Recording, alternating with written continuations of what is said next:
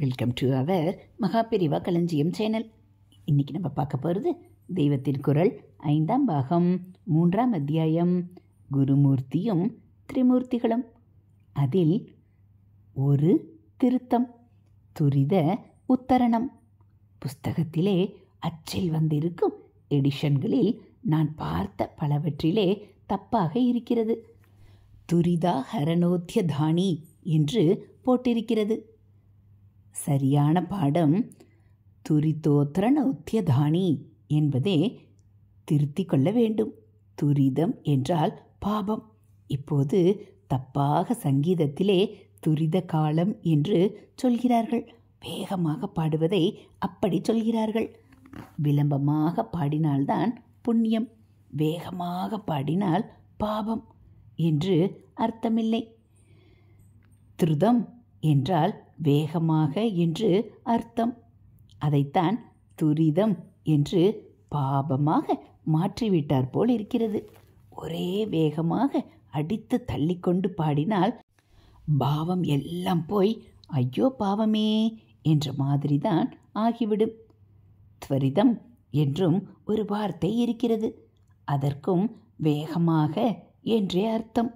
அதுவும் இப்படி தெரிந்திருக்கலாம். துரிதம் என்றால் பாபம். எந்த கர்மாவுக்கும் சங்கல்பம் செய்து கொள்ளும்போது துரித க்ஷய துவாரா பரமேஸ்வர பிரீத்தியர்த்தம் என்கிறோம். ஈஸ்வரனை பிரீத்தி செய்வதே நம்முடைய லட்சியம். நாம் பண்ணிய பாவம் ஈஸ்வர பிரீத்தி கிடைக்க ஒட்டாமல் தடுக்கிறது. பாவம் நசித்தாலே, துரிதம் க்ஷயமானாலே அதன் வழியாக, அதாவது துரித க்ஷயத்வாரா ஈஸ்வர பிரீத்தியை சம்பாதிக்க முடியும். துரிதா ஹரணோத்தியதானி என்பது துரித ஆகரண உத்தியதானி என்று பிரியும். ஹரணம் ஆகரணம் என்ற இரண்டுக்கும் ஒரே அர்த்தம்தான், போக்குவது என்று. இங்கே அர்த்தம். உத்தியதானி என்றால் முனைந்திருப்பவை.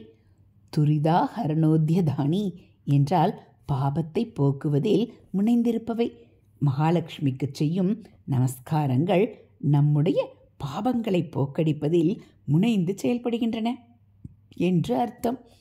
இது சரியாகத்தானே இருக்கிறது என்று தோன்றும். ஆனால் ஹரணம் ஆகரணம் இரண்டுக்கும் ஒரே அர்த்தம். இலக்கணப்படி இருந்தாலும், டிக்ஷனரியில் அப்படி போட்டிருந்தாலும், வழக்கில் ஹரணம் என்றாலே போக்குவது என்றும் ஆகரணம் என்றால் கொண்டு வந்து சேர்ப்பது என்றும் தான் வைத்து கொண்டிருக்கிறோம். ஹரணத்துக்கு வலுவூட்டுவதற்காக மேலும் எதிரிடை அர்த்தம் தரும் அப சேர்த்து அபகரணம், சீதாபகரணம் என்று சொல்வதும் வழக்கமாயிருக்கிறது. ஆகரணம் என்று முதலில் சேர்க்கிற ஆ இப்படி எதிரடையாக போக்குவது என்ற அர்த்தம் கொடுக்காமல் இன்னும் வலுவாக சேர்த்து வைப்பது என்றே பொருள் கொடுக்கும்.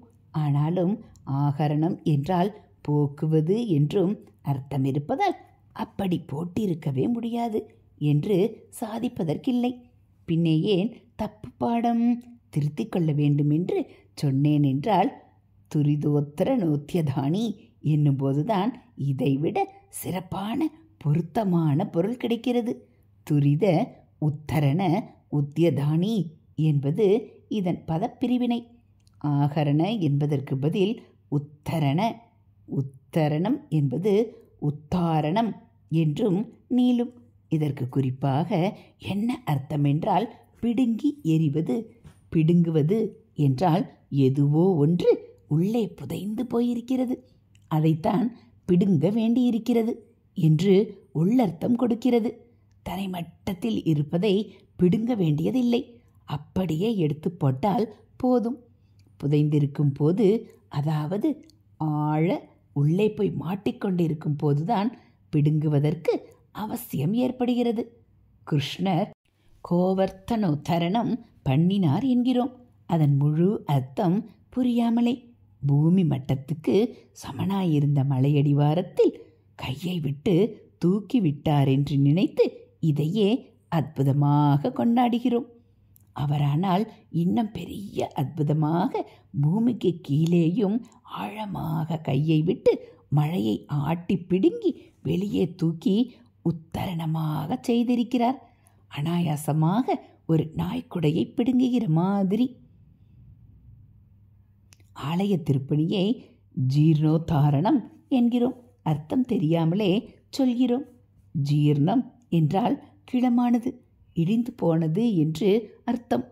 கோவில் முழுதுமோ அல்லது அதில் பல இடங்களோ இடிந்து போன போது என்ன செய்ய வேண்டியிருக்கிறது? மேலே எதையோ வாரி கொட்டிவிட்டால் போதுமா? அல்லது ஒரே போடாக போட்டு உள்ளவரை நொறுக்கி தள்ளிவிட்டால் சரியாயிருக்குமா? இப்படி எல்லாமும் கொஞ்சம் செய்ய வேண்டி இருக்கும்.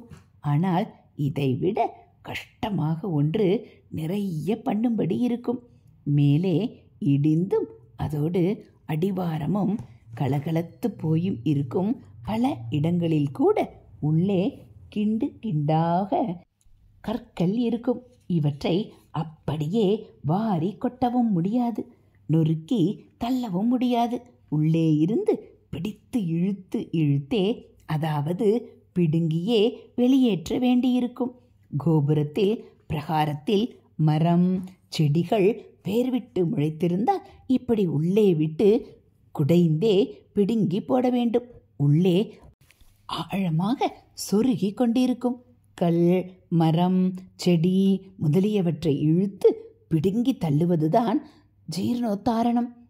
முள்ளை பிடுங்கி எடுத்து போடுவதை கண்டகோத்தாரணம் என்று சொல்வார்கள். நாம் ஜீர்ணோத்தாரணம் என்பதை ரெனோவேஷன் என்பதற்கு நேர் வார்த்தையாக நினைத்து கொண்டிருக்கிறோம். அதாவது புதுசு பண்ணுவது, புதுக்குவது என்கிறார்களே, அது என்று நினைத்து கொண்டிருக்கிறோம். உண்மையிலே பழசை இழுத்து பிடுங்கி போடுவது என்றே அர்த்தம். கலியிலும் அவதார புருஷர்கள் ஜகத்தை உத்தாரணம் செய்ய வருகிறார்கள் என்றால் என்ன அர்த்தம்? ஜகதோத்தாரணா என்று தாசர் ஏன் பாடுகிறார்? அதர்ம சேற்றில் அழுந்தி போயிருக்கும் ஜகத்தை அவர்கள் அடியில் கை கொடுத்து பிடுங்கி வெளியே இழுத்து கொண்டு வருவதால்தான். வெளியே இழுத்ததை எரியத்தான் வேண்டுமென்றில்லை, அதை நல்லபடியும் பண்ணலாம். அப்படித்தான் இவர்கள் உலகத்தை அதர்மத்திலிருந்து இழுத்து கொண்டு வந்த பின் அதற்கு நல்லது பண்ணுவது. அதர்மத்திலிருந்து விடுபடுத்துவதே நல்லதுதான். கோவர்த்தனகிரியை இழுத்தெடுத்த பின் பகவான் எரிந்து விடாமல் குடையாக அல்லவா உபயோகப்படுத்தினார். அதற்குத்தானே அதை பிடுங்கியதே. பிடுங்கி இழுத்து வெளியில் கொண்டு வருவதே உத்தரணம். அதற்கப்புறம் அதை எரிந்து விடலாம், அழித்து விடலாம், அல்லது நன்றாக உருப்படுத்தலாம், உபயோகம் செய்து கொள்ளலாம். அந்தந்த கான்டெக்ஸ்டை, சந்தர்ப்பத்தை வைத்து இவற்றில் எது என்று அர்த்தம் பண்ணிக்கொள்ள வேண்டும். நம் மனசுக்குள்ளே ஆழமாக முள் செடி மாதிரி வேரோடி தைத்திருக்கும் பாபத்தை அப்படியே பிடுங்கி எடுத்து போடுவதுதான் துரிதோத்தரணம். உள்ளே தப்பான சாமான் சொருகிக் கொண்டிருந்தால் எப்படி சரீரத்துக்கு ஆபத்தோ அப்படி நம்முடைய பாபங்கள் உள்ளே போய் சொருகிக் கொண்டிருப்பது உயிருக்கு பெரிய ஆபத்து. அதை நன்றாக கிள்ளி எறிவது துரிதோத்தரணம். ஆகையினால் போக்குவது என்று லேசாக அர்த்தம் தருகிற வார்த்தையான ஆகரணம் என்றில்லாமல் ஜென்ம ஜென்மாந்திரமாக நாம் பண்ணின பாவம் பெரிய முள்ளு மரமாக நமக்குள்ளே வேரோடி இருக்கிறதை பெரிய கடப்பாறை, அது இதை போட்டு நெம்பி பிடுங்கி வெளியிலே இழுத்து அழித்து போட வேண்டுமென்று இத்தனை அர்த்தத்தை ரத்தின சுருக்கமாக கொடுக்கும் உத்தரணம் என்று இருப்பதுதான் பொருத்தம். நம்முடைய சகல பாபத்தையும் நிவர்த்தி செய்து வாழ்க்கைக்கு ஜீர்ணோத்தாரணம் செய்துவிட்டால் அப்புறம் ஒரே சுத்தந்தான். அமிர்தத்தாலேயே கும்பாபிஷேகம்தான். இதை நமஸ்காரமே சாதித்து கொடுத்து விடுகிறது என்று காட்டுகிறார். அதனால் அந்த நமஸ்காரம் என்னை வந்தடையட்டும் என்கிறார். மாமேவ களையந்து என்னை வந்தடையட்டும்.